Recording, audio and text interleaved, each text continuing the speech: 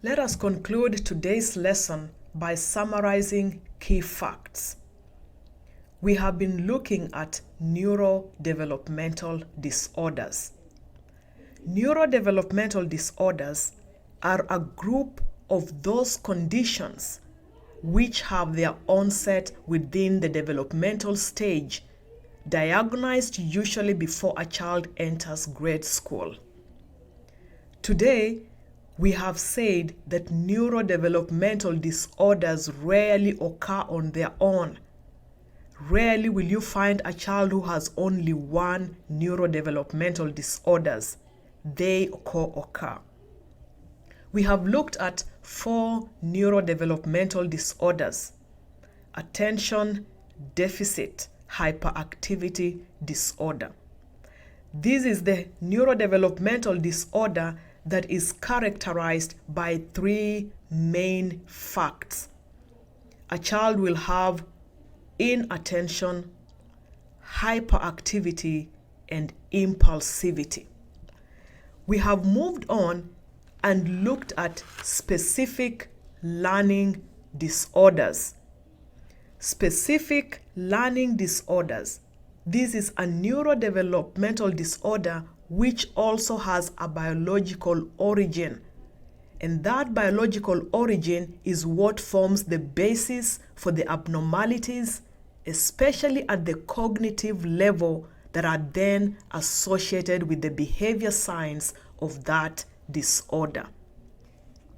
We moved on and looked at 2 motor disorders. Disorder number 1, developmental coordination disorder. That is the disorder that has a neurological aspect. And number 2, we looked at stereotype movement disorder. It does not have a neurological component to it. And lastly, we have looked at tic disorders. We have defined tics as that sudden, rapid, that recurring or non-rhythmic motor movement or vocalization. We have seen that tics can be classified into 2 major categories. We have simple or complex tics. Complex tics can be further classified into 4 major categories. We have looked at Tourette's syndrome, persistent, chronic, motor or vocal tic disorder.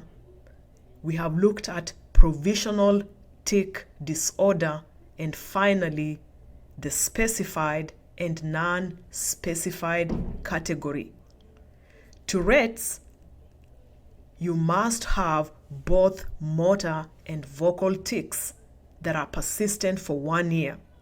In persistent motor or vocal tic disorder, you only have motor or only vocal tics, but they must be persistent for also an entire 1 year. And then we have looked at provisional tic disorders, where you have motor and or vocal tics, and those can be single or in multiple occurrences. The specified category is reserved for those who have most of the conditions or signs and symptoms, but they don't meet the full criteria.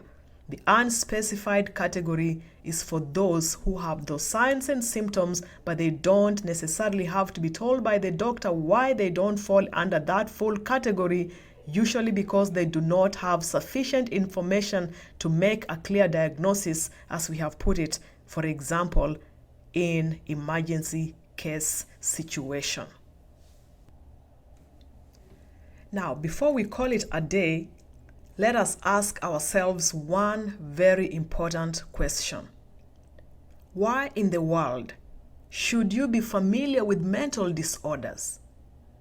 Is this course necessary? Why do you need to take it? There are times I have asked my students this question and I have received interesting and different answers. There are students who tell me, I guess it's because it's part of the syllabus. It's part of the curriculum. We have to take it. There are some who have been honest before we dive into the course to tell me, I am not a psychiatrist. I am not a psychologist. I really don't need to know anything about the mental disorders of the people who will come into my office. That those who have even gone ahead and said, you know what, all I am is a chiropractor. All I need to do is check their spine. I need to identify the subluxation. I need to get rid of that occlusion. That is my primary function. No trouble with that. But are you held responsible? Are you held to certain standards even as you practice? You see, you need a good psychological assessment for the patients who walk into your clinic. And that is why it is important for you to develop that knowledge, for you to develop the skills that are necessary for you to evaluate those psychosocial problems that are going to walk into your office. As a component of your patient evaluation, it is required of the doctors of chiropractic to recognize that interrelationship amongst the psychological, the biological, and the social factors in their patients. Psychosocial factors may influence the health of your patients. In fact, they will explain also the nature of your patient's complaints. This is important for you when it comes to establishing a good doctor-patient relationship. As I have responded to my students, it is so rare for you to find a spine simply walking into your office. A skeleton, a head attached to the skeleton down to the feet, walking down to your office. We are not dealing with somebody who just has subluxations. We are dealing with a total being, somebody whose entire body is functioning and affecting the very purpose for which they are coming into those offices. So this is part of our requirement as doctors of chiropractic.